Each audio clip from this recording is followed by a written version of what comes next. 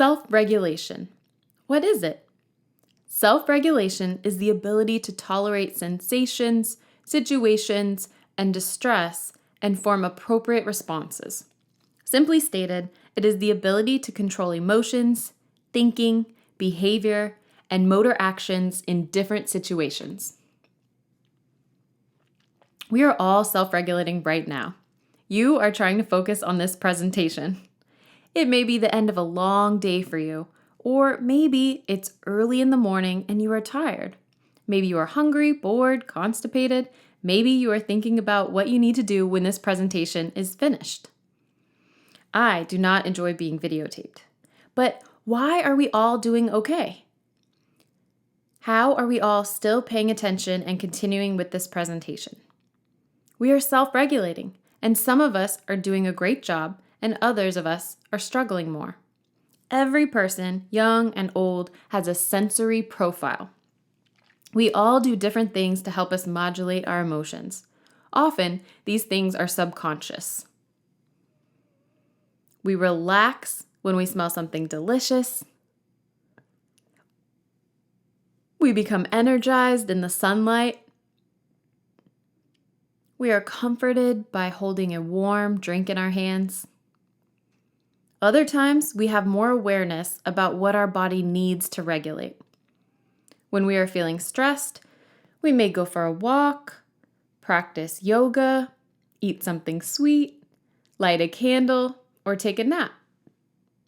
These behaviors are intentional, with the goal of calming and grounding us. Our children need support in developing their awareness of their own sensory needs and how to meet them. Exploring the sensory world can be fun and silly. As you and your child begin this journey, be willing to try new things and laugh at yourself.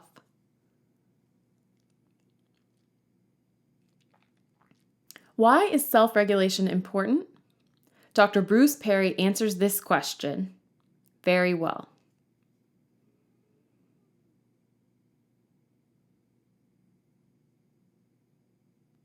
Similarly, in her book, Ready Bodies, Learning Minds, Athena Odin said, "Our ability to see, touch, feel, hear, move, and control ourselves in relationship to the environment is the slate that academic learning is etched on. As a parent, if we can observe our children and ask ourselves, what is the need underlying the behavior? Is this a regulation issue? This may help us comfort our children, help them de-escalate their behavior, and ultimately learn strategies to regulate their emotions." When my oldest daughter was a baby, she would suck her thumb and simultaneously pull on her hair to soothe herself to sleep. Eventually, we realized that she was not just pulling on her hair, but pulling it out of her head, and at 1 year old, she had a large bald spot. Initially, I tried communicating with her that her head and hair were precious and should not be pulled out. Not surprisingly, this was not an effective strategy. When I took the time to observe Ellie and ask myself, what is the underlying need here? I realized this was a habit that she began to help herself fall asleep. We gave Ellie a doll to sleep with whose hair was a similar texture to her own. Soon, she was pulling out the doll's hair instead of her own. Eventually, the doll was completely bald, but Ellie's bald spot began to grow hair. So it worked out.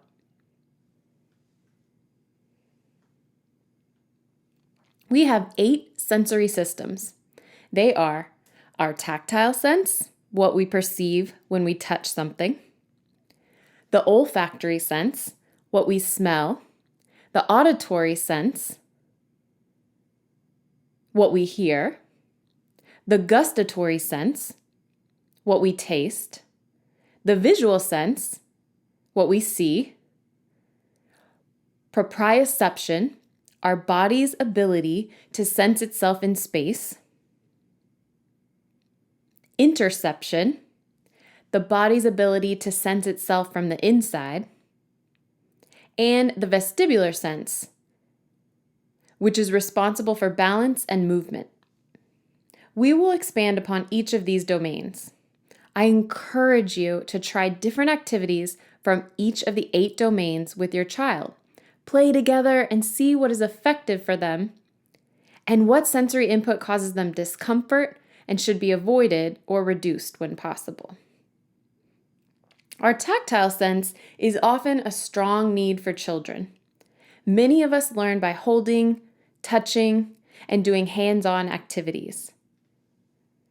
Deaf children specifically learn by interacting with the world around them through touch.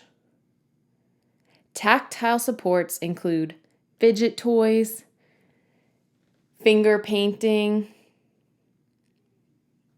putty, Play-Doh, paraffin wax machine, and using a sensory bin with several options. Could be fake snow, beans, shaving cream, water beads, sand, or whatever.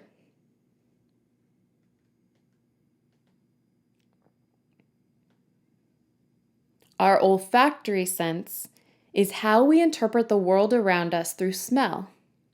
Some examples of olfactory stimulus include essential oils diffused in the air or worn on the body, candles, perfume, nature smells such as flowers, rain, plants, baking cookies, library books, and leather. Our auditory sense is how we interpret the world around us through sound. This may seem unimportant within the deaf community. However, often hard of hearing children are trained to increase their attention on discriminating sounds. This can cause them to become hyper aware of sounds and heightening their sensory response to sounds. Kids who use cochlear implants or hearing aids may need to take sound breaks and take them off temporarily. Kids may need to leave a loud environment where it is challenging to identify and discriminate sounds, or they may benefit from music or white noise to help them relax. Our oral and gustatory sense are how we process the world around us through our mouth and ability to taste. This domain considers our taste buds as well as the textures of food and the potential need to chew. Exploring in this area may include trying peppermints, sour candy, hot balls, crunchy snacks such as carrots or pretzels, using straws for drinking, and chewing gum. Research studies have been done on the effect of children chewing gum in school, and the results are that students are more alert, they have improved concentration, better memory, better overall mood, less sleepy, less stressed and anxious, and need fewer breaks. Our visual sense is one of the most significant for deaf and hard of hearing individuals. This is often their primary mode for processing the world around them. Satisfying sensory needs in this area may focus on removing items rather than increasing visual stimulus. Some may find it relaxing to watch a fish tank, a water fountain, or use colored lights. However, it is more likely that attention should be spent removing the visual noise and reducing possible stressors and distractions. An example of this is instead of tacking pictures, children's artwork, and other schoolwork to the wall or refrigerator collage style, purchase picture frames to hang on the wall and simply replace the old artwork with new artwork or schoolwork as it is relevant. This creates natural boundaries between the busy art and the quiet of the solid wall color.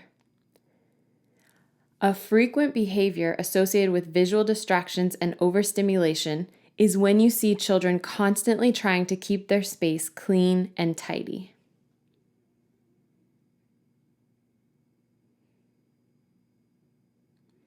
Proprioception is our body's ability to understand where we are in space.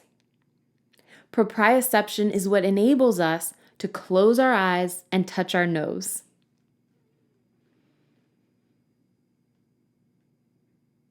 It is how we know if we are standing on grass or hard ground, even with our shoes on.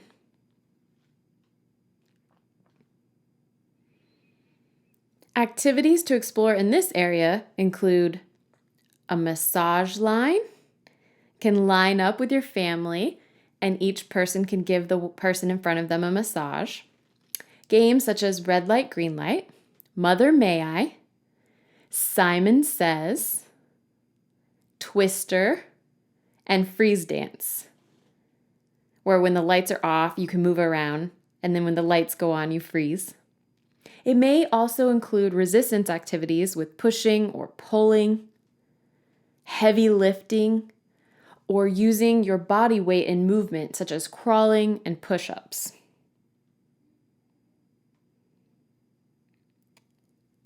Interception helps us feel and understand what is happening inside our body. This includes knowing when we are hungry, full, hot, cold, sick, and thirsty. Yoga is frequently used to help children improve their interception. Breathing exercises, such as the Conscious Discipline 4 breathing strategies,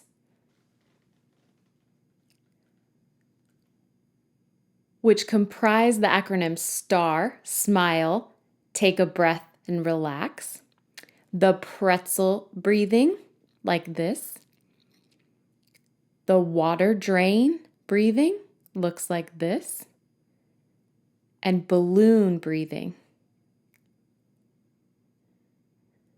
Those are 4 good strategies to practice with children. And mindfulness practice and meditation. The vestibular system is our balance regulator and provides special orientation. Movement activities such as dance, karate, swimming, running, all provide vestibular input. A fun website with lots of vestibular system activities is gonoodle.com. This was developed by doctors and researchers at Dell Children's Hospital to provide children with brain breaks to help meet their sensory needs. You can do dance breaks with your kids, practice yoga, or choose an activity based on whether you want to increase or decrease your energy. There are so many options. Enjoy.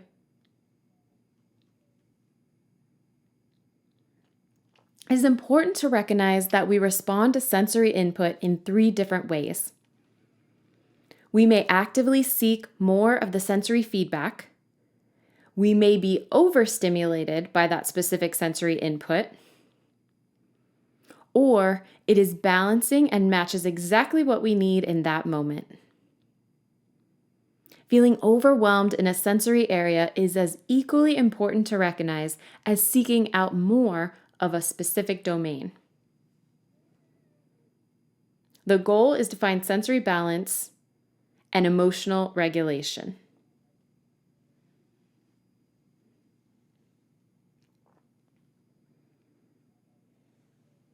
Paris Goodyear Brown developed Your Child's 8 Senses.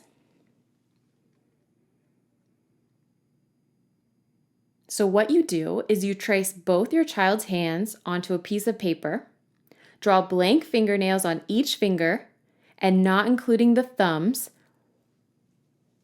write the name of one of our 8 senses on each of our 8 fingers.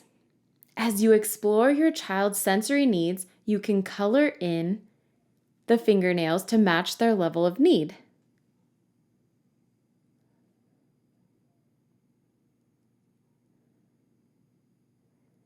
For example, use red to color the fingernails where the child is seeking greater sensory input, blue for where the child is sensory defensive,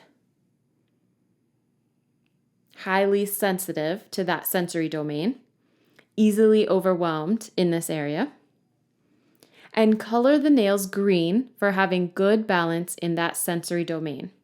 For example, I may color the olfactory fingernail blue as I am easily disturbed by scents such as perfume.